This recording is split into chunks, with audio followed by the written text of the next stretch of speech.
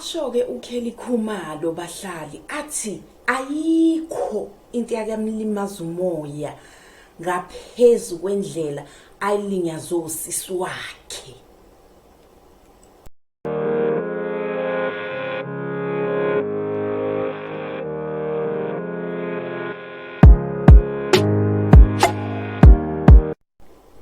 Lo-ke phela ongumculi wasemzansi uKelly Khumalo uthe wavula isifuba sakhe wazikhulumela ngendlela angakaze alimale ngayo emoyeni elinyazwa usisi wakhe onguZandie Khumalo Gumede.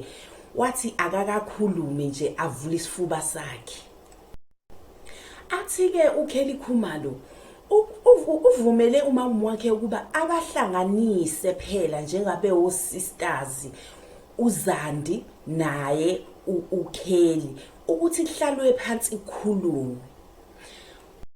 Usiyachaza uKelly ukuthi into eyenziwe usisi wakhe ayikho ukuthi ambuze akukho akwenzile laphandle ngoba ambuze nje ukuthi uzizwa enjani ngokuthi athi meze lapho ku meeting kungabi khona i-therapist ngoba phela yena ayaziyo nje ukuthi fanele kube khona i-therapist.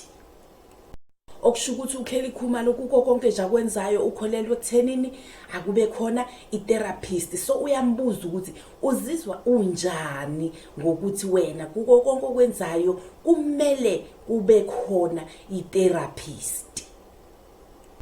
Yawubona nje lo mbuzo uthe wamuhlangahlanganisa wamenza vele wazifila engekho endaweni wangawuthandi lo mbuzo ngoba uyazibuza kushuthi kahle kahle lo muntu uchaza ukuthini mengabe ezothi yena akasakholelwa ekuthenini bakhulume ngaphandle kwe-therapist na. So lonto ke imhlangahlanganisile kuKelly wadinwa wakwata.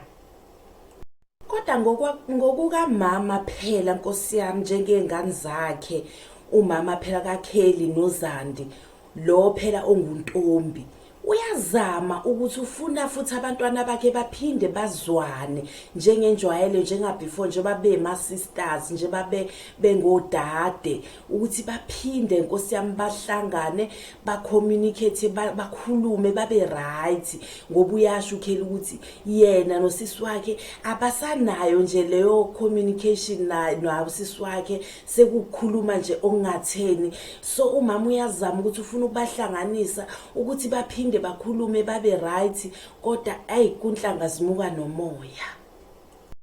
Uyasho uKelly ukuthi yena ukhathele usisi wakhe aphinda azoba ukuthi ukhathele nayingane yakhe leyo mfana ukhathele akasazi kumele enze njani ukhathele ibona.